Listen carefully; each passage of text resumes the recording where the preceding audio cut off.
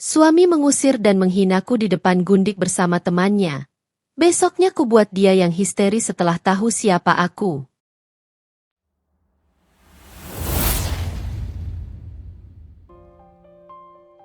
Aku masih ingat betul. Hari ketika aku menikah dengan Hasan adalah hari paling bahagia dalam hidupku. Saat itu, aku tidak peduli gaunku sederhana, atau pesta kami hanya dihadiri keluarga dan beberapa teman dekat. Yang penting bagiku hanyalah satu hal. Aku menikah dengan lelaki yang kucintai, lelaki yang kukira akan menjagaku seumur hidup. Hasan dulu bukan orang kaya. Ia hanya pegawai administrasi di sebuah kantor kecil. Tapi bagiku, ia adalah lelaki paling rajin dan bertanggung jawab yang pernah kutemui. Setiap kali aku melihat keringatnya menetes dari dahi saat ia pulang kerja, aku merasa bersyukur, karena di dunia ini, masih ada laki-laki yang mau berjuang dengan jujur. Kami tinggal di rumah mungil di pinggir kota. Tidak besar, tapi cukup nyaman untuk dua orang yang baru memulai hidup. Aku mengurus rumah, memasak, mencuci, dan sesekali menjahit untuk menambah penghasilan. Sementara Hasan berangkat pagi, pulang sore dengan senyum lelah yang selalu membuatku ingin menyambutnya dengan pelukan hangat. Aku tidak menuntut banyak, tidak meminta perhiasan, tidak merengek ingin liburan. Yang kuinginkan hanya sederhana. Makan bersama di meja kayu tua yang kami beli dari hasil menabung 3 bulan. Kadang, kalau malam sedang sepi, aku suka duduk di teras sambil menatap langit. Hasan duduk di sebelahku, menyesap kopi, lalu mulai bercerita tentang mimpinya. Ia ingin suatu hari punya usaha sendiri, ingin bisa membuatku bangga. Aku tersenyum waktu itu, menggenggam tangannya sambil berkata, "Selama kita saling dukung, aku yakin kita bisa." Dan Hasan hanya menatapku lama, lalu berkata, "Kamu istri terbaik, Mawar. Aku beruntung punya kamu." Kata-kata itu masih kuingat jelas. Bahkan bertahun-tahun kemudian, ketika semua sudah berubah, kalimat itu tetap terngiang, ironis, karena ia tak lagi menganggapku berharga seperti dulu. Waktu berjalan cepat. Setahun pertama pernikahan kami begitu indah. Aku belajar memasak makanan kesukaan Hasan, belajar mengatur keuangan rumah tangga. Setiap kali gajinya turun, kami duduk bersama menghitung pengeluaran dan menabung sedikit demi sedikit. Hasan dulu suka sekali memujiku. Katanya, aku nggak tahu kalau hidup bisa sesederhana dan sebahagia ini. Dan aku percaya. Aku benar-benar percaya bahwa kebahagiaan tidak diukur dari besar rumah atau mahalnya barang, tapi dari ketulusan hati yang berbagi. Namun, perlahan, sesuatu mulai berubah. Awalnya kecil saja, Hasan mulai sering membawa pekerjaan ke rumah. Lalu ia mulai mengeluh, katanya bosnya cerewet, gajinya kecil, hidupnya terlalu monoton.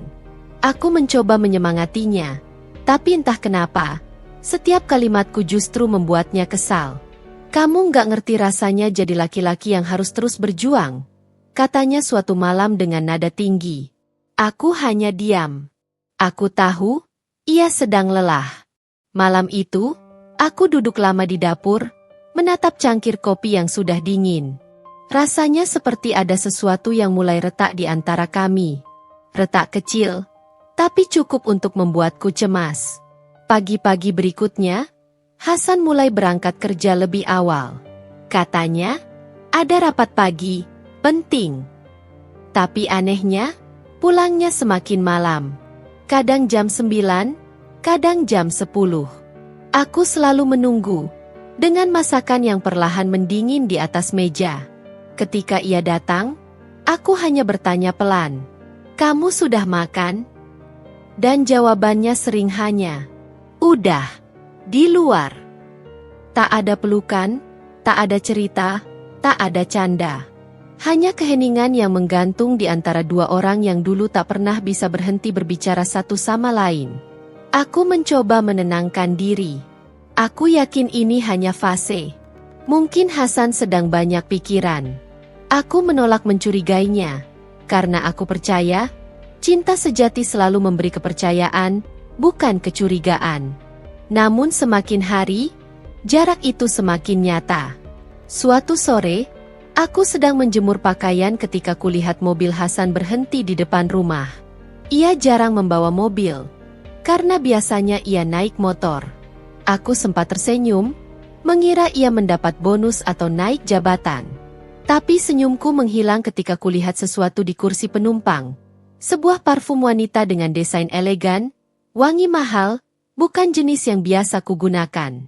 Aku mengambilnya perlahan, membaca label di botol kaca bening itu. Luce. Entah kenapa, hatiku langsung berdebar. Aku tidak pernah mendengar nama itu sebelumnya. Tapi entah kenapa, ada firasat buruk yang menyusup begitu cepat. Saat Hasan keluar dari mobil, aku mencoba menanyakan dengan lembut. Sayang, ini parfum siapa? Wajahnya langsung berubah dingin. Kenapa kamu ngorek-ngorek mobilku? Aku cuma lihat tadi jatuh di kursi. Itu punya teman kantor. Jangan mulai dengan curigaan gak jelas. Nada suaranya tajam. Aku menelan ludah, menahan air mata yang hampir jatuh. Ia berjalan masuk tanpa menatapku, meninggalkanku berdiri di halaman dengan parfum di tangan dan hati yang mendadak terasa hampa. Malam itu aku tak bisa tidur.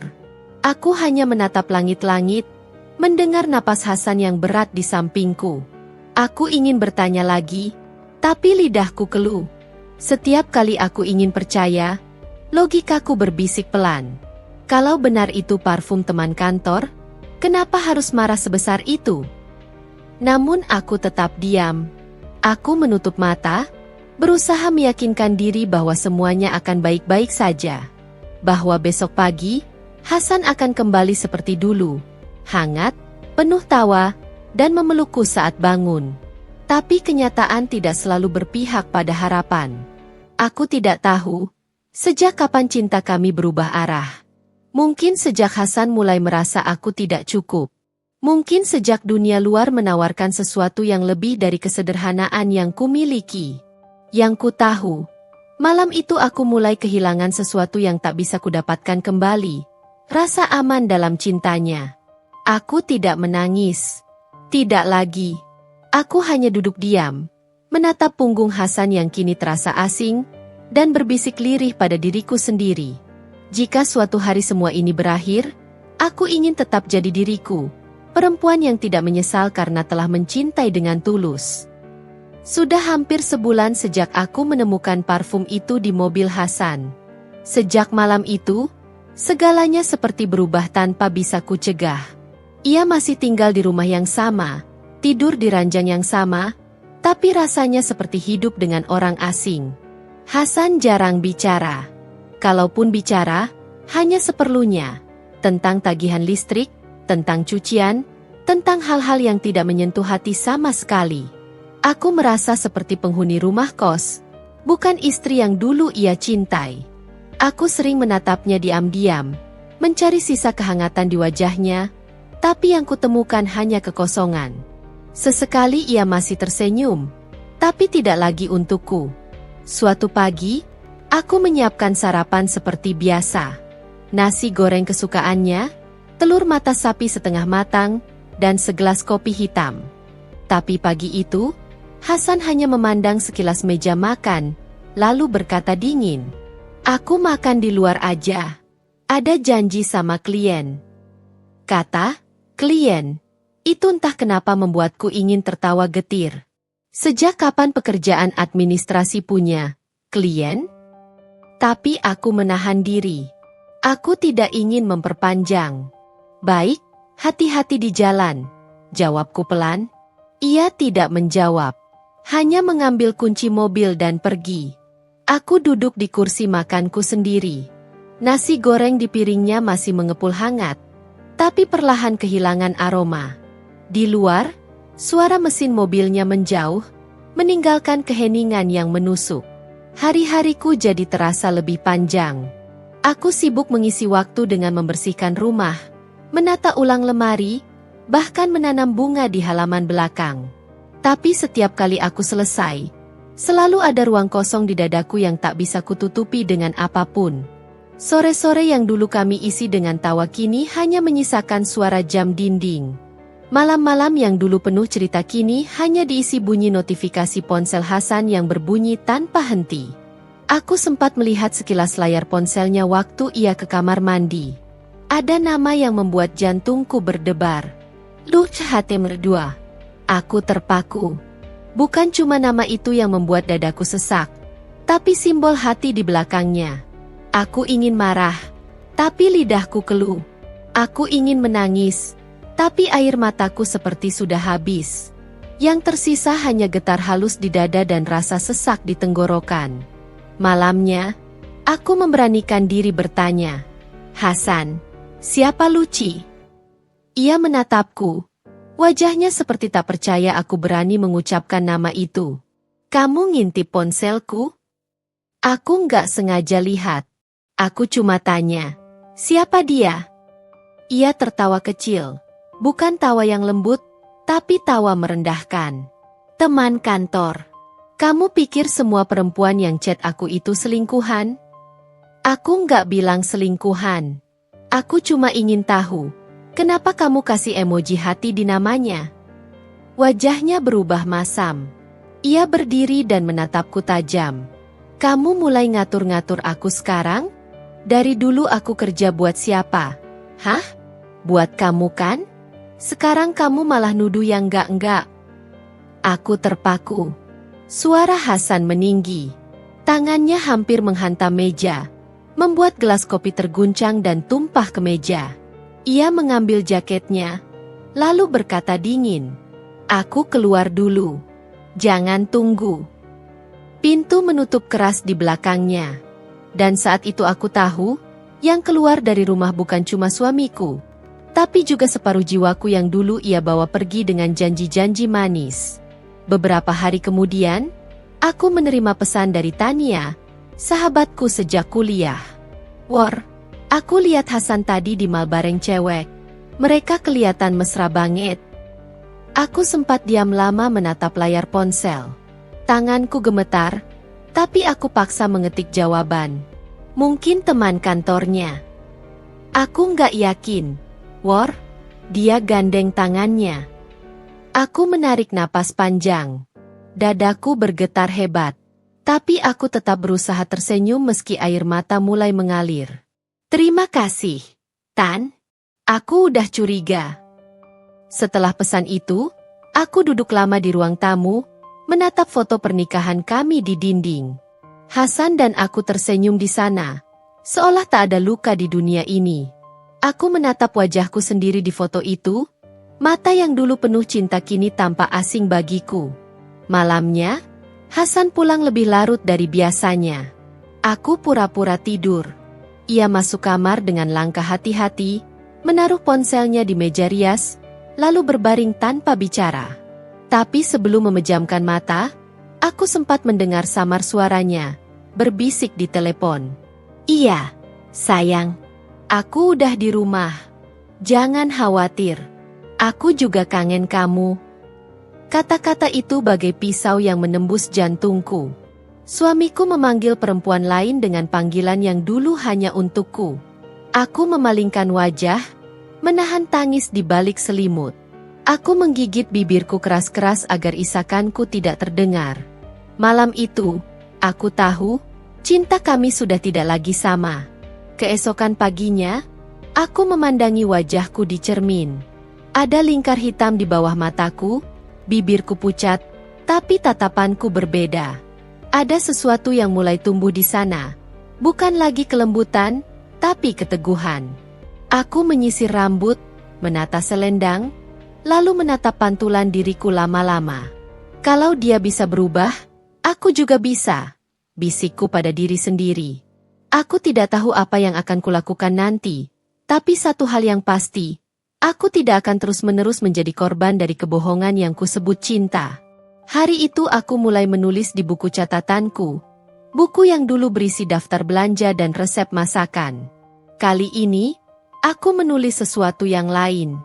Hari ini aku kehilangan Hasan. Tapi mungkin aku baru menemukan diriku yang sebenarnya. Dan dari sanalah semuanya perlahan berubah.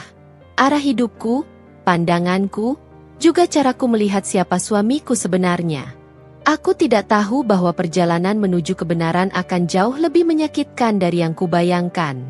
Tapi aku juga tidak tahu bahwa di balik semua luka itu, Tuhan sedang menyiapkan sesuatu yang jauh lebih besar untukku. Sejak malam itu, suasana rumah seperti kehilangan jiwa. Hasan semakin jarang di rumah, dan kalaupun pulang, hanya untuk tidur. Kami jarang bicara, bukan karena tidak ada yang ingin dikatakan, tapi karena kata-kata kami selalu berakhir jadi pertengkaran. Aku masih mencoba menjalankan tugasku seperti biasa. Setiap pagi aku menyiapkan sarapan, meski tahu mungkin ia tak akan menyentuhnya. Aku mencuci pakaiannya, merapikan kamar, menjaga rumah agar tetap rapi. Tapi di dalam hati, aku tahu, aku hanya sedang menjaga runtuhan dari sesuatu yang dulu indah. Kadang aku berdiri di depan cermin lama-lama, memandangi diriku sendiri. Mawar yang kulihat di sana bukan lagi perempuan yang dulu tersenyum cerah setiap kali Hasan memeluk dari belakang. Kini ia tampak lelah, matanya kosong, dan senyumnya seolah hanya topeng agar dunia tak tahu ia sedang hancur. Pagi itu, aku memberanikan diri menjemput Hasan di kantornya. Entah dorongan dari mana, tapi aku ingin mencoba memperbaiki segalanya. Aku ingin berbicara dari hati ke hati. Aku menunggu di depan kantor tempat ia bekerja. Tapi jam sudah menunjukkan pukul 5 sore, dan Hasan belum juga keluar. Saat aku menanyakan ke satpam, ia berkata Hasan sudah pergi sejak jam 4. Katanya ada urusan penting. Aku menatap jalan raya di depan kantor itu, dan entah kenapa, firasat buruk kembali menyusup. Dengan langkah ragu, aku mengikuti arah jalan tempat mobilnya sering lewat. Hatiku berdebar tak karuan. Sampai akhirnya aku melihat sesuatu yang membuat seluruh tubuhku membeku. Di sebuah restoran di pojok kota, dari balik kaca besar, aku melihat Hasan duduk berhadapan dengan seorang perempuan. Mereka tampak akrab, tertawa bersama, dan perempuan itu sesekali menyentuh tangannya. Aku mengenali wajah itu. Wajah yang sempat kulihat di layar ponsel Hasan. Luh! Tanganku gemetar. Napasku tercekat. Aku tak sanggup mendekat. Hanya berdiri dari kejauhan, menatap mereka yang tampak begitu bahagia. Hasan tersenyum. Senyum yang sudah lama tak pernah ia berikan padaku. Aku bahkan tak sadar kalau air mataku sudah menetes sejak beberapa menit lalu. Ada rasa marah, tapi yang lebih kuat justru rasa hancur. Karena aku baru sadar, mungkin aku sudah kalah dari perempuan itu bahkan sebelum aku berjuang. Aku memutar badan, melangkah menjauh dari restoran itu. Hujan turun perlahan, membasahi pipiku yang panas oleh air mata.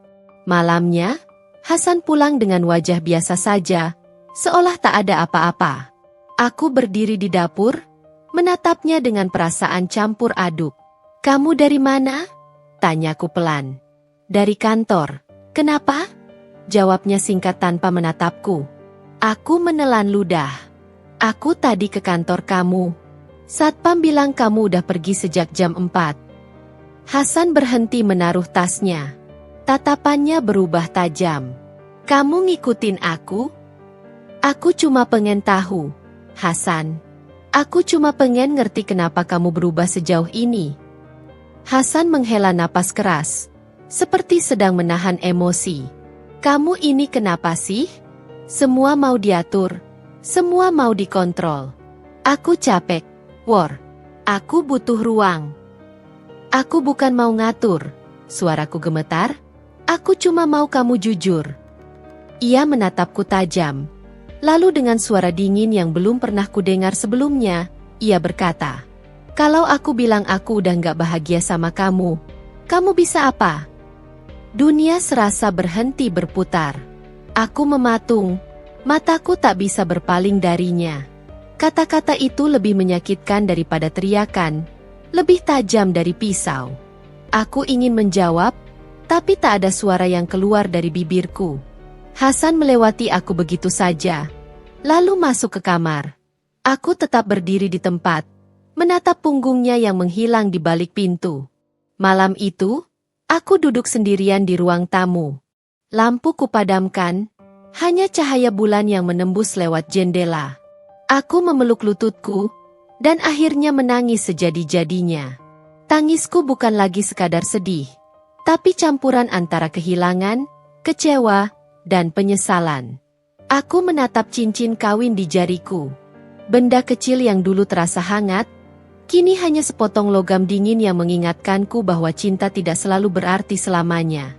Kupandangi foto pernikahan kami yang tergantung di dinding. Hasan menggenggam tanganku erat di situ. Aku tersenyum getir. Kamu janji gak akan ninggalin aku, San. Tapi ternyata janji itu cuma sekuat kata, selemah niat. Beberapa hari kemudian, Bu Rina, Ibu Hasan, datang ke rumah tanpa kabar. Beliau menatapku tajam, seperti menilai dari ujung kepala hingga kaki. Kamu ngapain aja di rumah, Mawar? Lihat Hasan sekarang, makin jauh dari kamu. Istri itu harus bisa nyenengin suami, bukan bikin dia jenuh. Aku menunduk sopan, menahan perih di dada. Saya sudah berusaha, Bu. Berusaha? Dari dulu kamu gak bisa ngatur rumah tangga. Hasan itu laki-laki, butuh istri yang tahu diri. Kata-kata itu seperti garam di luka terbuka. Aku hanya bisa menunduk, tidak ingin memperkeruh keadaan. Tapi jauh di dalam hati, aku berjanji, suatu hari nanti, mereka semua akan tahu siapa yang benar-benar tidak tahu diri. Malamnya, Tania datang menemuiku. Ia membawa makanan dan senyum yang berusaha menenangkan. War, aku tahu kamu lagi hancur. Tapi tolong jangan diam aja. Kamu harus kuat. Aku udah gak tahu harus ngapain. Tan? Dia gak mau ngomong. Gak mau denger aku. Aku kayak gak dianggap lagi. Tania menggenggam tanganku erat. Kadang, Tuhan biarin kita dihancurin dulu. Supaya kita tahu seberapa kuat kita berdiri. Tapi War, kamu jangan tunduk. Jangan biarin dia injak harga dirimu. Kata-katanya menancap dalam hatiku. Aku mengangguk perlahan. Air mataku menetes lagi. Tapi kali ini bukan hanya karena sedih. Melainkan karena aku tahu, aku tak boleh terus tenggelam. Beberapa hari setelahnya, aku kembali melihat Hasan dan Luci bersama. Kali ini bukan di restoran, tapi di mobil. Mereka berhenti di pinggir taman kota. Hasan menatap Luci dengan senyum lembut yang dulu milikku. Luci menempelkan kepala di bahunya. Dan aku hanya bisa berdiri di seberang jalan, menatap dengan dada bergetar hebat. Aku tahu, kali ini bukan sekadar selingkuh. Hasan sudah benar-benar berpaling. Aku melangkah pergi dengan langkah gontai. Tapi dalam setiap langkahku, ada sesuatu yang mulai tumbuh. Bukan dendam, tapi kesadaran. Bahwa mungkin, selama ini aku terlalu lama menunggu seseorang yang bahkan tidak pernah berusaha untuk tinggal. Malam itu, untuk pertama kalinya, aku tidak menunggu Hasan pulang. Aku tidur lebih awal, menutup pintu kamar, dan membiarkan lampu ruang tamu padam. Aku mulai belajar melepaskan sedikit demi sedikit. Tapi aku tidak tahu, bahwa keheningan malam itu hanyalah awal dari penghinaan terbesar yang akan kuterima.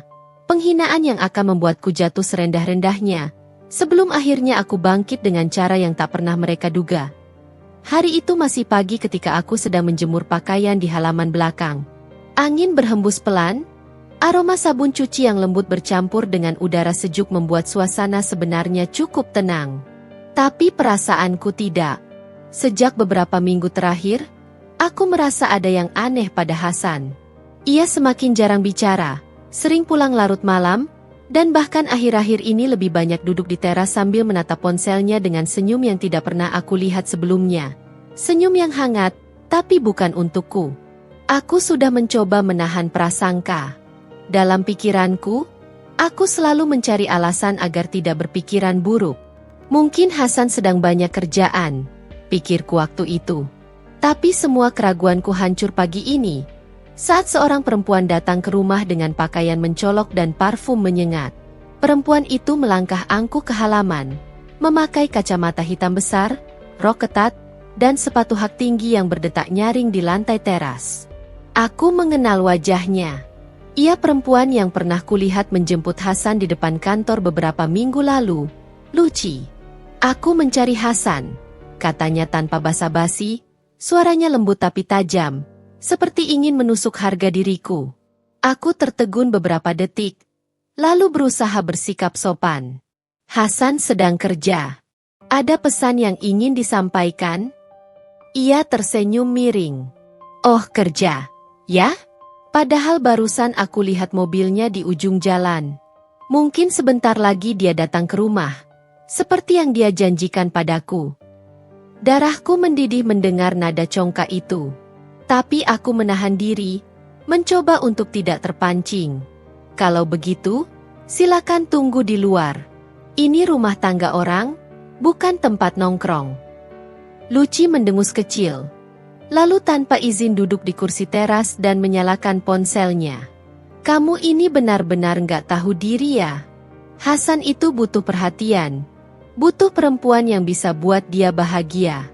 Kamu pikir dengan daster dan wajah lelah kayak gini kamu bisa pertahankan dia? Katanya sambil menatapku dari ujung kepala sampai kaki. Aku menggigit bibirku. Aku tidak menangis, tidak juga marah. Belum. Tapi dalam hati, aku berjanji, jika hari ini Hasan benar datang bersama perempuan itu, aku tidak akan diam lagi. Beberapa menit kemudian suara mesin mobil berhenti di depan rumah. Benar saja, Hasan keluar dengan langkah cepat dan wajah gugup. Tapi saat melihat Lucy duduk di teras, ia malah tersenyum. Senyum yang hangat, yang dulu selalu ia berikan padaku. Mawar, ini Lucy, katanya terbata, berusaha terdengar tenang. Dia teman kantorku. Ada urusan sedikit. Aku menatap Hasan dalam diam. Teman kantor, ya? Teman kantor biasanya datang pagi-pagi ke rumah orang tanpa kabar. Hasan tampak salah tingkah, tapi Lucy cepat menyambar. Kami memang dekat, Mbak. Hasan sering cerita tentang kamu, tentang rumah ini juga. Makanya aku penasaran. Kata-kata itu seperti tamparan. Aku tahu apa maksudnya. Lucy ingin menunjukkan siapa yang lebih berarti untuk Hasan sekarang. Aku menatap keduanya bergantian. Kalau memang penasaran, sudah lihat kan? Ini rumah yang kubersihkan setiap hari, yang kamu mau rebut bersama suamiku. Hasan menatapku tajam. Mawar, jaga bicaramu. Suaranya meninggi, sesuatu yang jarang sekali kulihat darinya. Aku menatapnya balik. Hatiku bergetar tapi bukan karena takut, karena kecewa. Aku sudah jaga bicara, Hasan. Tapi kamu yang membawa perempuan ini ke rumah kita. Suasana menjadi tegang. Lucy berdiri, tersenyum sinis, lalu menggenggam lengan Hasan. Sudahlah, sayang. Jangan marahi dia. Dia cuma cemburu. Kata itu menampar hatiku berkali-kali. Aku nyaris kehilangan kendali, tapi lagi-lagi aku menahan diri. Aku tidak mau terlihat hancur di depan perempuan seperti Lucy. Hasan menarik napas panjang, lalu berkata dingin. Mawar, tolong jangan buat malu. Lucy tamuku, dan aku nggak mau ribut pagi-pagi.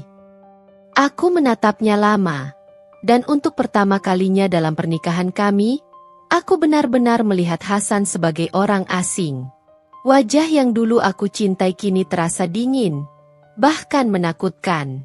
Baik, kataku lirih.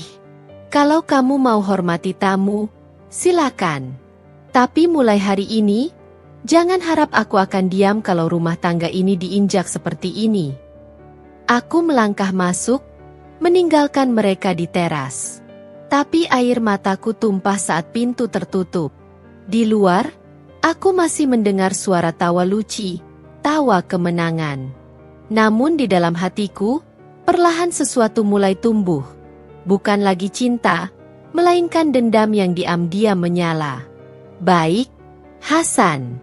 Kau boleh hina aku hari ini, tapi suatu hari nanti, kau sendiri yang akan berlutut di hadapanku, menyesali segalanya. Hari-hariku setelah kejadian itu berubah menjadi mimpi buruk yang tak berujung. Hasan semakin sering pulang larut malam, kadang tak pulang sama sekali. Dan setiap kali aku mencoba bertanya, jawabannya selalu sama, urus saja rumah, Mawar. Jangan banyak tanya. Aku capek. Aku masih mencoba bertahan. Aku memasak, menyiapkan baju kerjanya, menata rumah seperti biasa, seolah semuanya baik-baik saja. Tapi di dalam dada, ada luka yang semakin dalam. Aku tahu, Hasan bukan hanya teman kantor, lucu seperti yang selalu ia klaim. Aku tahu, ada sesuatu yang jauh lebih kotor dari itu. Sampai akhirnya, pada suatu sore yang kelabu, semua kepura-puraan itu pecah. Hari itu aku sedang merapikan ruang tamu. Aku baru saja selesai mengepel lantai ketika terdengar suara mobil Hasan berhenti di depan rumah. Aku tersenyum kecil, berharap mungkin hari ini suasananya akan lebih baik. Tapi harapan itu hancur seketika ketika pintu depan terbuka dan dua sosok masuk bersamaan, Hasan dan Luci. Luci mengenakan gaun ketat berwarna merah marun, rambutnya terurai sempurna, bibirnya dilapisi lipstik mencolok. Ia tertawa renyah sambil menggandeng lengan Hasan, seperti pasangan yang tak tahu malu. Sayang, rumahmu ini butuh sentuhan wanita yang tahu gaya hidup modern, katanya dengan suara dibuat manja. Lihat deh, tirainya kuno sekali. Ini warna dari berapa tahun lalu, sih? Aku berdiri terpaku, mop masih di tanganku. Kamu datang ke rumah suamiku lagi? Tanyaku dengan suara bergetar, berusaha menahan emosi. Hasan malah menjawab datar, Luci cuma mampir. Dia bantu aku cari ide buat renovasi rumah. Aku menatap mereka tak percaya. Renovasi rumah? Kamu bahkan belum bicara denganku tentang itu, Hasan. Ini rumah kita berdua, atau sudah jadi rumah kalian berdua? Luci menatapku dengan senyum congkak. Mbak, kalau Hasan butuh pendapat orang yang lebih paham soal interior, apa salahnya? Lagi pula, perempuan seperti aku tahu bagaimana membuat rumah terasa nyaman bagi suami. Betul, sayang, katanya sambil menepuk pelan dada Hasan. Aku benar-benar ingin menamparnya saat itu juga. Tapi aku tahu Hasan akan membelanya. Dan benar saja, Hasan langsung menatapku dengan tatapan tajam. Mawar, kamu itu kenapa, sih? Susah banget diajak ngobrol baik-baik. Luci cuma bantu, jangan selalu berpikir negatif. Aku menggenggam mop erat-erat, berusaha menahan tangis. Aku negatif? Aku cuma istri yang disisihkan, Hasan. Kamu bahkan gak malu bawa perempuan ini ke rumah yang kubersihkan setiap hari. Luci tertawa kecil. Ya ampun, Mbak. Jangan terlalu drama, deh. Aku cuma datang sebentar kok. Gak akan ngambil tempat kamu. Walaupun, ia menatap Hasan dengan senyum menggoda. Sepertinya Hasan lebih nyaman kalau aku yang sering di sini. Cukup, Luci. Suaraku akhirnya pecah. Keluar dari rumahku sebelum aku benar-benar kehilangan kesabaran. Tapi belum sempat aku melangkah, Hasan malah berteriak lebih dulu. Keluar. Yang harusnya keluar itu kamu, Mawar. Aku muak dengan sikapmu.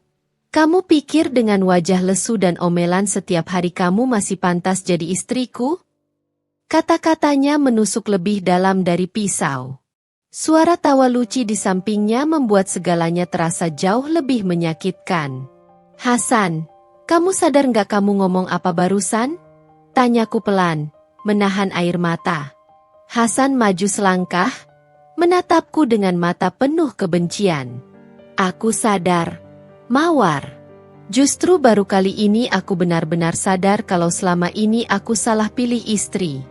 Kamu nggak selevel denganku. Kamu bukan siapa-siapa. Dek. Dunia seolah berhenti. Kata-kata itu seperti palu yang menghantam jantungku. Luci menepuk bahu Hasan lembut. Sudahlah, sayang. Jangan marahi dia terus. Nanti dikira kamu kasar. Aku tak bisa menahan lagi air mataku. Tapi bukan karena sedih. Karena marah. Hasan menatapku dengan tatapan puas, seolah penghinaan itu memberinya kemenangan.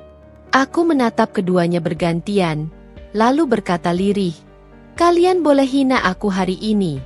Tapi ingat, waktu akan berputar, dan aku takkan selalu jadi perempuan yang kalian injak-injak." Hasan tertawa sinis. "Ancaman? Kamu mau apa? Mawar? Kamu gak punya siapa-siapa. Gak punya apa-apa. Kamu cuma beban." Aku diam. Tidak menjawab. Hanya menatap mereka dengan mata yang kini kering tanpa air mata. Di dalam diriku, ada sesuatu yang berubah. Luci mendekat dan berbisik di telingaku. "Terima kasih, Mbak, sudah jaga rumah ini. Tapi nanti, mungkin rumah ini akan jadi milikku." Aku tersenyum samar. Senyum dingin yang membuat Luci sempat berhenti sesaat. "Oh, aku harap begitu, Luci. Karena kalau sudah jadi milikmu, aku pastikan kau nggak akan bisa tinggal tenang di dalamnya."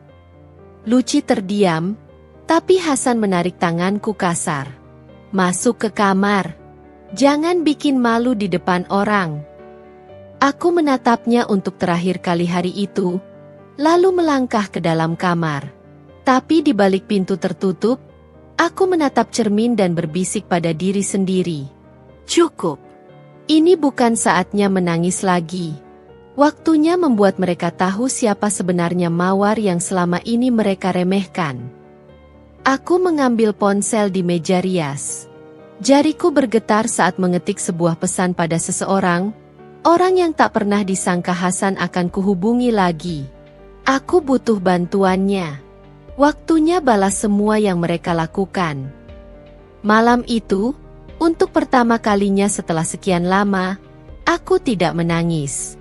Aku duduk di tepi ranjang, menatap kosong ke jendela, sementara suara Hasan dan Luci masih terdengar samar dari ruang tamu, tawa yang mengiris telinga, seperti merayakan kehancuran harga diriku.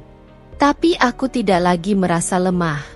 Ada sesuatu yang bangkit dalam diriku. Sesuatu yang sudah lama ku pendam. Kuhidupkan layar ponsel. Di daftar kontak, ada satu nama yang sudah bertahun-tahun tidak kusentuh, Raka K. Aku menatap nama itu lama. Raka, sepupuku dari pihak ayah yang kini menjabat sebagai manajer utama salah satu perusahaan properti besar di kota ini, perusahaan yang dulu juga sebagian sahamnya milik keluarga besarku. Iya. Hasan tidak pernah tahu siapa aku sebenarnya. Ia hanya mengenal Mawar, si gadis sederhana dari desa. Ia tidak pernah tahu bahwa darah keluarga pengusaha mengalir di tubuhku, bahwa ayahku dulu pemilik 2 hotel dan beberapa lahan strategis sebelum meninggal. Tapi aku tak pernah pamer, karena sejak awal aku ingin hidup sederhana, membangun rumah tangga dengan cinta, bukan kekayaan. Aku memutuskan untuk menelpon Raka malam itu. Suara beratnya menyambut dari seberang. "Mawar? Aku hampir nggak percaya kamu yang nelpon. Kamu kemana saja selama ini?" Aku menarik napas panjang. "Aku baik, Kak. Tapi, sepertinya aku butuh bantuanmu." Raka terdiam sesaat, lalu suaranya berubah serius. "Kamu kedengaran gak baik-baik aja. Ada apa? Hasan kenapa?" Aku menelan ludah. Dia berselingkuh. Dan dia sudah menghina aku, Kak, di depan perempuan itu. Keheningan di ujung sana begitu panjang, lalu terdengar suara Raka menahan emosi. "Kamu gak perlu terus-terusan sabar, Mar. Aku tahu siapa Hasan. Aku sempat lihat namanya beberapa kali muncul dalam proyek kecil yang kita biayai. Kamu tahu nggak kalau perusahaan tempat dia kerja? Itu sebagian kontraknya berasal dari kantor kita. Aku tersentak. Kamu serius? Sangat. Dan kalau kamu mau, aku bisa bantu. Aku nggak perlu bikin dia bangkrut. Cukup tunjukkan siapa kamu sebenarnya. Biar dia tahu dia sudah mempermalukan perempuan yang seharusnya dia jaga. Aku menatap langit-langit kamar. Mataku basah lagi. Tapi kali ini bukan karena sedih, karena lega. Kak, aku nggak mau balas dendam dengan cara kotor. Aku cuma mau dia tahu siapa yang selama ini dia remehkan. Itu lebih dari cukup, jawab Raka pelan. Kamu masih perempuan baik, Mawar. Tapi biarkan kali ini aku bantu kamu berdiri lagi. Malam itu kami berbicara lama. Raka berjanji akan menyiapkan sesuatu, acara kecil di mana Hasan dan semua rekan kerjanya akan hadir. Dan di sanalah, katanya, kebenaran akan terungkap tanpa aku perlu berkata kasar sekalipun. Sebelum tidur, aku berdiri di depan cermin. Wajahku terlihat lelah, tapi di baliknya aku melihat sesuatu yang baru, ketegasan. Aku membuka lemari, mengeluarkan sebuah kotak kayu kecil yang selama ini kusimpan di dasar tumpukan pakaian. Di dalamnya ada beberapa dokumen, sertifikat tanah, surat warisan, dan akta kepemilikan saham atas nama Mawar Kartika Putri, nama lengkapku yang tak pernah kusampaikan pada Hasan. Aku tersenyum tipis. Kau pikir aku perempuan tak punya apa-apa, Hasan? Besok, kau akan tahu. Dunia ini jauh lebih kecil dari yang kau kira. Keesokan paginya, aku menjalani hari seperti biasa. Hasan berangkat kerja dengan wajah masam, tidak menegurku sama sekali. Tapi aku tak peduli. Aku menatap punggungnya yang semakin menjauh dengan tenang, karena aku tahu, tak lama lagi, langkahnya akan membawanya ke jurang yang ia gali sendiri. Siangnya, Raka mengirim pesan. Acara investor besok sore di Hotel Grand Ayana. Hasan pasti hadir. Aku sudah urus undanganmu. Datanglah dengan tenang, dan biarkan mereka melihat siapa kamu sebenarnya. Aku menggenggam ponsel erat-erat. Napasku bergetar. Ini bukan sekadar undangan. Ini langkah pertama menuju pembalasan yang elegan. Malamnya, sebelum tidur, aku sempat mendengar Hasan bicara di telepon. Iya, Luci. Besok sore aku ikut meeting di hotel itu. Katanya ada calon investor besar, bisa bikin posisi aku naik. Kamu ikut aja, ya, biar sekalian kenalan. Aku menutup mata dan hampir tertawa kecil. Oh, Hasan, bahkan kau sendiri yang mengantarkanku pada momen ini. Besok, kamu akan tahu siapa sebenarnya perempuan yang kamu hina di depan gundikmu itu. Aku menatap langit malam dari jendela, bibirku bergetar namun bukan karena sedih. Karena untuk pertama kalinya, aku siap hari itu datang lebih cepat dari yang kubayangkan. Pagi yang biasanya kusambut dengan lesu, kali ini terasa berbeda. Ada semangat yang mengalir di dadaku, bukan karena aku ingin pamer, tapi karena akhirnya, setelah sekian lama diinjak dan diremehkan, aku akan berdiri tegak lagi dengan kepala terangkat. Aku berdiri di depan cermin, menatap bayanganku sendiri. Bukan lagi Mawar yang sederhana dengan daster lusuh dan wajah sembab karena tangis. Hari ini aku mengenakan gaun berwarna biru tua dengan potongan elegan, rambutku disanggul lembut, dan riasanku sederhana tapi menonjolkan keanggunan alami. Kalung mutiara kecil menghiasi leherku, warisan dari almarhum ibu, yang dulu selalu bilang, jadilah perempuan yang lembut, tapi kuat saat waktunya tiba. Aku tersenyum pada bayanganku sendiri. Inilah waktunya, Bu, bisikku. Raka menjemputku sore itu. Mobil hitamnya berhenti di depan rumah tepat pukul 5. Hasan sudah berangkat lebih dulu dengan mobilnya bersama Luci. Aku tahu itu karena kulihat sendiri mereka melintas dari jendela, tertawa mesra di kursi depan.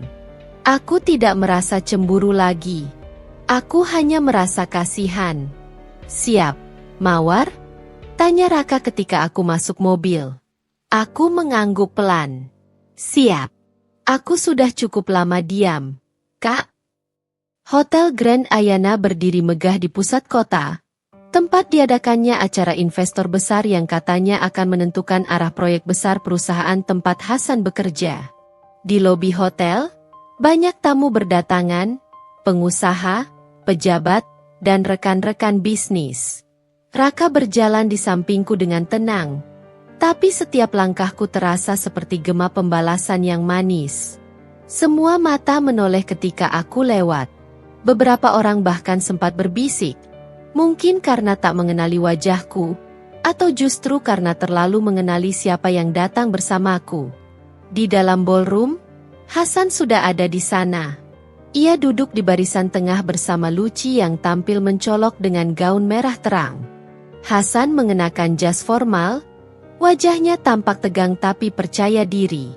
Ia berbicara dengan beberapa kolega, salah satunya manajer utama proyek, yang tak lain adalah Raka sendiri. Ketika Raka dan aku masuk, semua kepala menoleh. Hasan memutar tubuhnya, dan seketika wajahnya membeku. Aku bisa melihat matanya melebar, napasnya tertahan.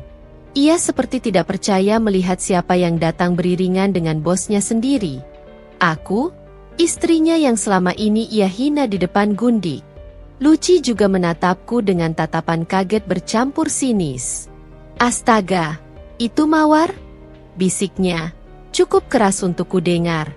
Hasan menelan ludah, suaranya gemetar. Apa? Apa yang dia lakukan di sini? Raka menghampiri meja depan dengan langkah tegap. Suaranya lantang dan berwibawa saat menyapa para tamu. Selamat datang semuanya. Terima kasih sudah hadir. Malam ini, saya akan memperkenalkan salah satu pemegang saham baru sekaligus bagian dari keluarga besar kami yang akan menjadi investor utama proyek ini. Semua mata kini tertuju padaku. Aku berjalan maju perlahan. Setiap langkah terasa berat tapi pasti. Aku berhenti di samping Raka. Perkenalkan, ini Ibu Mawar Kartika Putri, pemilik sebagian saham utama di PT Raka Properti dan juga calon mitra kerja utama proyek kalian. Suasana ruangan mendadak sunyi. Hasan terpaku. Rahangnya menegang. Matanya seperti hendak keluar dari wajahnya.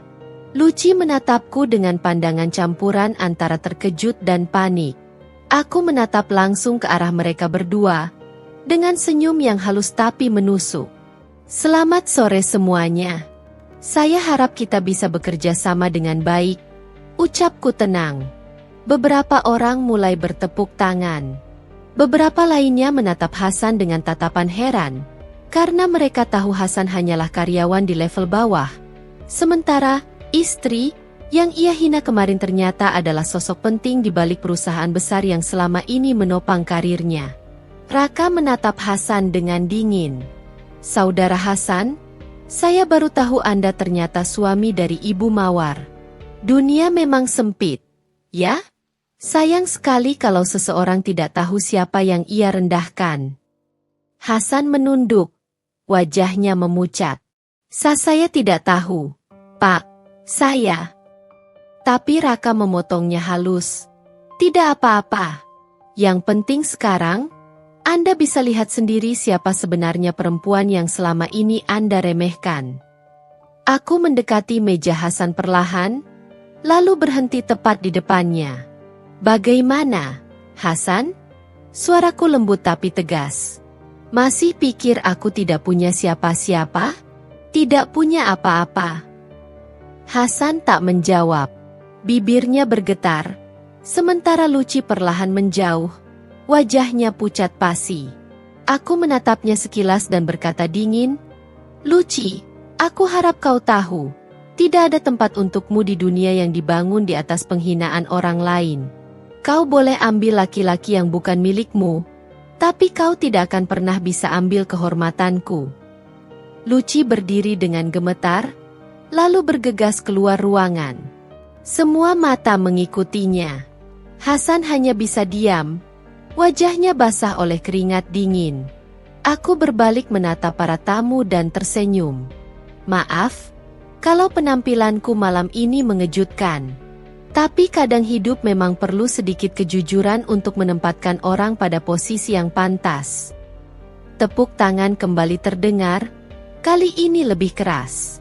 Hasan menunduk dalam-dalam, mungkin berharap lantai terbuka dan menelannya. Raka menepuk pundakku pelan.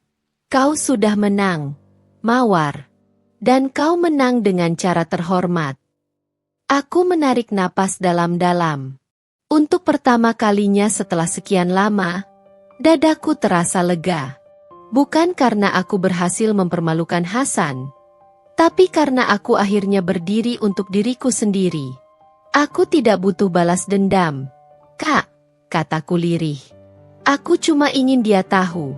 Perempuan yang dia hina ternyata jauh lebih kuat dari yang dia kira. Sudah seminggu berlalu sejak malam itu di Hotel Grand Ayana. Malam di mana seluruh topeng Hasan dan Luci runtuh di depan banyak orang. Tapi efeknya masih terasa sampai sekarang. Berita tentang siapa aku sebenarnya cepat menyebar di kalangan rekan kerja Hasan. Banyak yang tak percaya bahwa perempuan yang selama ini mereka kenal sebagai istri biasa, ternyata pemegang saham utama dari perusahaan yang selama ini menggaji mereka. Beberapa bahkan datang padaku langsung ke kantor Raka, sekadar untuk meminta maaf karena pernah memandangku sebelah mata. Aku hanya tersenyum setiap kali mendengarnya. Aku tidak marah, tidak juga bangga berlebihan. Aku hanya ingin semua itu berlalu. Tapi ternyata, bagi Hasan, semuanya baru saja dimulai. Menurut laporan Raka, Hasan kini sedang diselidiki atas dugaan manipulasi data proyek. Dan lebih parahnya, semua kesalahan itu muncul karena Luci, perempuan yang dulu ia banggakan, ternyata menggunakan namanya untuk memanipulasi dana perusahaan. Dia kehilangan jabatannya. Mar, kata Raka suatu pagi sambil menyeruput kopi di ruang kerjanya. Dan dari kabar terakhir, Luci sudah menghilang, membawa sejumlah uang perusahaan. Aku terdiam sejenak. Entah kenapa, tidak ada rasa puas sama sekali di dalam diriku. Yang ada justru iba. Hasan boleh saja telah menghinaku, tapi aku tahu bagaimana rasanya kehilangan segalanya dalam sekejap. Dia akan datang padamu, lanjut Raka tenang. Orang seperti Hasan selalu begitu. Saat di atas, sombong. Saat jatuh, mencari pundak yang dulu dia lukai. Dan seperti yang Raka katakan, sore itu juga, Hasan datang. Mobil tuanya berhenti di depan rumah. Tidak lagi mobil mewah yang dulu ia sombongkan. Tubuhnya tampak lebih kurus. Wajahnya pucat dan kusut. Ia berdiri lama di depan pagar, mungkin ragu harus mengetuk atau tidak. Aku melihatnya dari jendela. Sebagian diriku ingin menutup tirai dan berpura-pura tak melihat. Tapi ada bagian kecil dari hatiku yang masih ingin menatapnya. Bukan sebagai suami, tapi sebagai pelajaran hidup yang pernah kualami. Ku ketuk pelan pintu, lalu membukanya. Hasan mendongak, dan untuk pertama kalinya setelah sekian waktu, aku melihat air mata di matanya. Mawar, suaranya serak. Aku minta maaf. Aku bodoh. Aku nggak tahu siapa kamu sebenarnya. Aku menatapnya datar. Jadi kamu minta maaf karena nggak tahu aku siapa, bukan karena sudah menyakitiku. Ia terdiam, tak bisa menjawab. Bibirnya bergetar, tapi tidak ada kata yang keluar. Aku menyandarkan tubuh di kusen pintu, memeluk lenganku sendiri. Kamu tahu, Hasan? Aku dulu rela meninggalkan semuanya demi hidup sederhana bersamamu.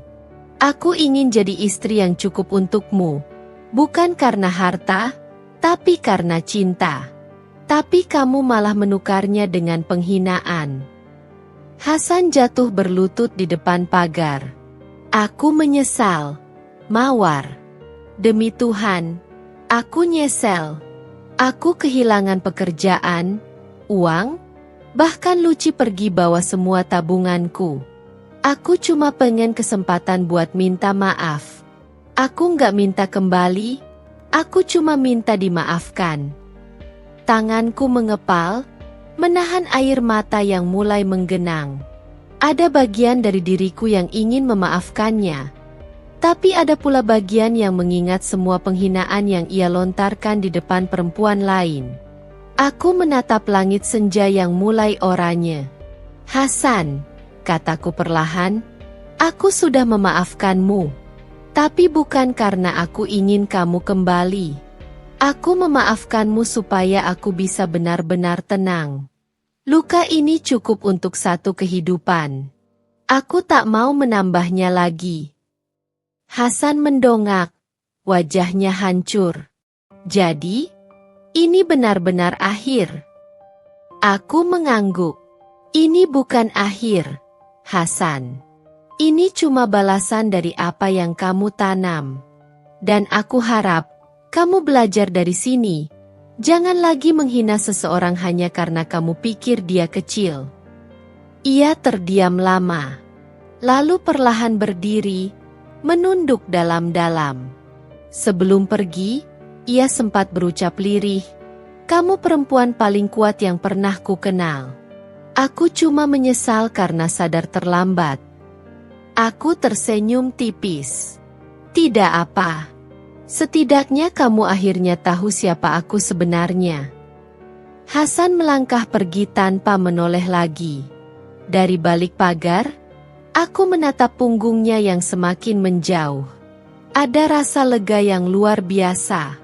Bukan karena aku menang, tapi karena aku berhasil mengakhiri semuanya dengan kepala tegak. Malamnya, aku duduk di teras sambil menyeruput teh hangat. Raka menelepon, suaranya tenang di seberang. "Bagaimana?" "Dia datang," jawabku. "Dan aku memaafkannya. Tapi bukan untuk dia. Untuk diriku sendiri." Raka tertawa kecil. "Itu tandanya kamu sudah benar-benar sembuh, Mawar." Aku menatap langit malam. Bintang bertaburan, indah sekali. Untuk pertama kalinya, aku tidak merasa kosong lagi. "Ya, Kak," bisikku pelan.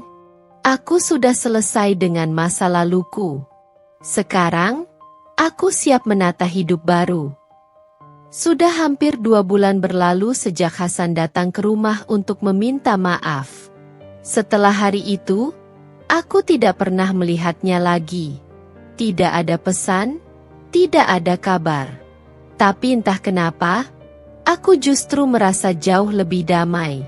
Pagi-pagi seperti ini, rutinitasku sudah berubah. Tak ada lagi tangisan. Tak ada lagi renungan panjang di depan cermin sambil bertanya-tanya apa yang salah denganku. Sekarang, aku bangun lebih pagi, menyiapkan sarapan untuk diriku sendiri, lalu bersiap menuju kantor. Ya, aku kembali bekerja, bukan lagi di balik layar, melainkan secara terbuka sebagai Mawar Anindya Putri, pemegang saham utama perusahaan tempat dulu Hasan bekerja. Raka yang memintaku turun langsung memimpin proyek baru di cabang utama. Awalnya aku ragu, tapi setelah berpikir panjang, aku menyadari ini waktuku untuk berdiri dengan kekuatanku sendiri. Ketika aku tiba di kantor pertama kali dengan status baruku, suasananya berbeda. Banyak wajah-wajah yang dulu menatapku sinis kini tersenyum penuh hormat. Ada yang berusaha mendekat, ada pula yang pura-pura tidak mengenal. Aku tidak peduli. Aku tidak datang untuk diakui. Aku datang untuk bekerja dengan hati yang baru. Hari itu, Raka menyambutku di lobi utama. Ia tersenyum seperti biasa, tapi ada sinar bangga di matanya. Selamat datang kembali di tempat yang dulu kamu tinggalkan, Mawar. Aku membalas senyum itu. Kali ini aku datang bukan sebagai istri seseorang, Kak. Aku datang sebagai diriku sendiri. Raka mengangguk puas. Dan itulah yang membuatmu lebih kuat dari sebelumnya. Sore hari setelah rapat pertama, aku duduk sendirian di balkon ruang direktur, memandangi langit Jakarta yang mulai jingga. Rasanya aneh. Dulu aku benci kota ini. Tempat di mana aku kehilangan harga diriku, tempat di mana aku dihina di depan banyak orang.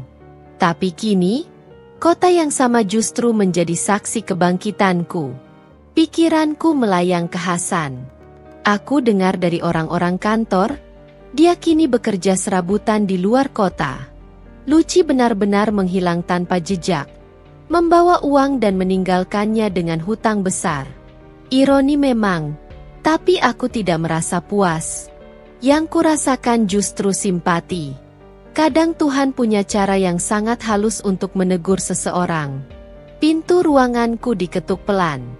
Boleh ganggu sedikit, Bu Mawar? Suara Raka terdengar di ambang pintu. Aku tersenyum. Masuk saja, Kak. Ia datang membawa 2 gelas jus mangga. Aku tahu kamu belum makan siang. Jadi aku bawa ini. Dan, ada sedikit kabar. Aku menatapnya penasaran. Kabar apa? Raka duduk di depanku, lalu berkata pelan, Direksi utama ingin kamu jadi pimpinan proyek internasional yang akan kita buka di Singapura. Mereka kagum dengan kinerjamu selama sebulan ini. Aku juga sudah setuju, tapi keputusan terakhir ada di tanganmu. Aku terdiam beberapa detik. Hati kecilku bergetar. Proyek internasional? Itu impian yang dulu sempat kutinggalkan saat menikah dengan Hasan. Impian yang dulu kupendam karena aku memilih menjadi istri rumah tangga. Jadi, aku harus pindah sementara ke Singapura? Tanyaku memastikan. Raka mengangguk. Hanya 6 bulan. Setelah itu kamu bebas mau tetap di sana atau kembali ke sini. Aku tahu kamu sudah cukup lama terkungkung dalam luka. Mungkin ini saatnya kamu benar-benar melepaskan masa lalu. Aku mengangguk pelan, menatap jauh keluar jendela. Ya, mungkin benar. Ini waktuku untuk hidup tanpa bayang-bayang siapapun. Malamnya aku duduk di kamar, menatap koper kosong di lantai. Di meja, masih ada foto lama, aku dan Hasan saat baru menikah. Aku ambil foto itu, menatapnya lama. Bukan karena masih mencintai, tapi karena ingin mengucapkan perpisahan yang sesungguhnya. Terima kasih, Hasan, bisikku pelan. Tanpamu, aku mungkin tak akan pernah tahu seberapa kuat diriku sendiri. Foto itu kuletakkan kembali. Tapi kali ini bukan di meja. Aku simpan di dalam kotak kenangan, yang kemudian kusimpan di lemari paling bawah. Bukan untuk dilupakan, tapi untuk dikenang dengan kepala tegak. Keesokan harinya, aku menandatangani kontrak resmi untuk proyek Singapura. Raka tersenyum puas, sementara seluruh tim menyambut dengan tepuk tangan. Di momen itu, aku tahu satu hal. Aku tidak lagi menjadi perempuan yang menangis karena diusir dan dihina di depan banyak orang. Aku kini adalah perempuan yang membuat mereka terdiam kagum. Dan di luar sana, entah di mana Hasan berada, aku yakin dia akan mendengar kabar ini, bahwa perempuan yang dulu ia rendahkan kini berdiri di puncak yang bahkan tak pernah bisa ia bayangkan. Aku menatap ke langit-langit gedung tinggi itu, menutup mata dan tersenyum. Hidup akhirnya memberiku senyum baru. 6 bulan telah berlalu. Singapura menjadi rumah kedua bagiku. Setiap pagi aku berjalan menyusuri tepi Marina Bay sambil membawa secangkir kopi, menikmati udara bersih yang jauh dari hiruk-pikuk Jakarta. Rasanya seperti hidup yang benar-benar baru. Damai, teratur, dan penuh arah. Proyek yang kupimpin berjalan sukses besar. Kantor pusat di Indonesia bahkan mengirimkan ucapan selamat dan penghargaan resmi untukku. Di sana, nama Mawar Anindya Putri bukan lagi sekadar nama di papan direktur, tapi simbol kebangkitan seorang perempuan yang pernah dihancurkan oleh cinta dan penghinaan. Suatu sore, setelah rapat terakhir proyek, aku duduk di taman kecil di depan apartemen. Angin sore berembus lembut. Aku membuka laptop, membaca satu persatu email ucapan selamat dari rekan kerja. Di antara semuanya, satu email membuatku terdiam lama. Dari Hasan Wijaya. Subjek, terima kasih. Isinya singkat. Mawar, aku tahu aku tidak pantas menghubungimu lagi. Tapi aku ingin kamu tahu bahwa aku menyesal. Dan aku sudah belajar banyak. Aku sekarang bekerja di bengkel kecil di Yogyakarta. Hidup sederhana tapi jujur. Aku dengar kamu sukses besar. Aku bangga padamu. Terima kasih karena pernah jadi bagian dari hidupku. Walau aku menyia-nyiakannya. Semoga kamu bahagia. Benar-benar bahagia. Hasan. Aku memejamkan mata. Tak ada air mata. Tak ada dendam. Hanya perasaan lega yang sulit dijelaskan. Mungkin inilah akhirnya. Bukan akhir cerita cintaku, tapi akhir dari luka yang dulu kurawat terlalu lama. Aku menulis balasan singkat. Terima kasih, Hasan. Aku sudah memaafkan semuanya. Jaga dirimu baik-baik. Hidup masih panjang. Semoga kamu juga menemukan damai yang kamu cari. Setelah menekan tombol send, aku tersenyum. Tidak ada lagi beban di dada. Semua sudah selesai. Beberapa minggu kemudian, aku menghadiri gala dinner perusahaan di hotel mewah tepi laut. Malam itu, Raka juga hadir, dan ia duduk di sebelahku dengan setelan jas abu-abu yang elegan. Mawar, kamu tahu nggak? Waktu pertama kali kamu datang ke kantor lagi, aku khawatir kamu belum siap, kata Raka sambil tersenyum. Tapi sekarang, lihatlah dirimu. Kamu lebih dari siap. Kamu bahkan jadi inspirasi banyak orang. Aku tertawa pelan. Aku cuma belajar dari kesalahan. Kak, dulu aku membiarkan cinta menutup mataku. Sekarang aku belajar mencintai diriku dulu, baru orang lain. Raka mengangguk. Dan itu pelajaran yang gak semua orang bisa lewati. Suara musik lembut mengalun. Beberapa pasangan mulai berdansa di tengah ruangan. Raka mengulurkan tangan.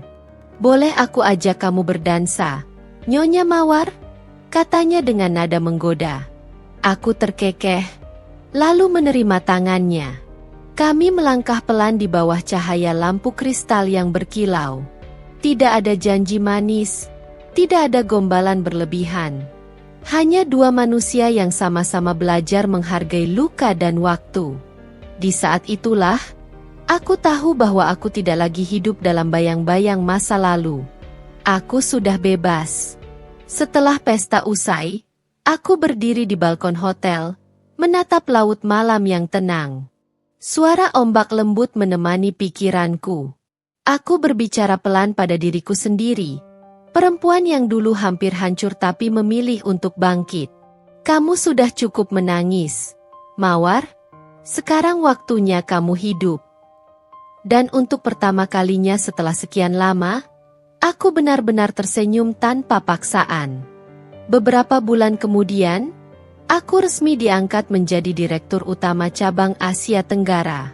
Namaku terpampang di berbagai media bisnis. Banyak yang mengira perjalananku mudah. Tapi hanya aku yang tahu betapa berdarah-darahnya aku berdiri di titik ini. Namun di antara semua pencapaian itu, yang paling membuatku bahagia bukanlah jabatan atau kekayaan, melainkan ketenangan batin. Aku bisa tidur tanpa tangisan, bangun tanpa rasa takut, dan menatap hari baru tanpa bayang siapapun. Aku tidak membenci Hasan, aku juga tidak membenci masa lalu. Karena justru dari pengkhianatan itulah aku menemukan versi terbaik diriku sendiri. Dan ketika suatu pagi aku bercermin, aku tersenyum melihat pantulan wajahku. Perempuan itu bukan lagi Mawar yang diusir dan dihina di depan orang banyak. Perempuan itu adalah Mawar Anindya Putri. Perempuan yang membuat dunia berlutut bukan dengan balas dendam, tapi dengan keberanian untuk bangkit dan memaafkan. Hidup tak selalu berjalan sesuai harapan.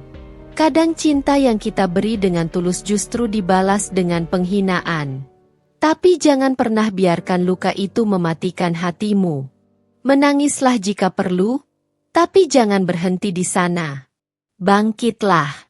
Karena balasan terbaik bukanlah membuat mereka menyesal, melainkan menunjukkan bahwa kamu bisa bahagia tanpa mereka. Seperti Mawar, yang pernah diusir dan dihina, namun kini berdiri gagah, bukan karena membalas, tapi karena memilih untuk tidak lagi jatuh di tempat yang sama. Terkadang, Tuhan menghancurkan segalanya bukan untuk menghukum, tapi agar kita bisa membangun kembali, dengan fondasi yang lebih kuat, dan hati yang lebih bijak. Dan begitulah kisahku berakhir. Bukan dengan air mata, melainkan dengan senyum kemenangan yang tenang. Selesai.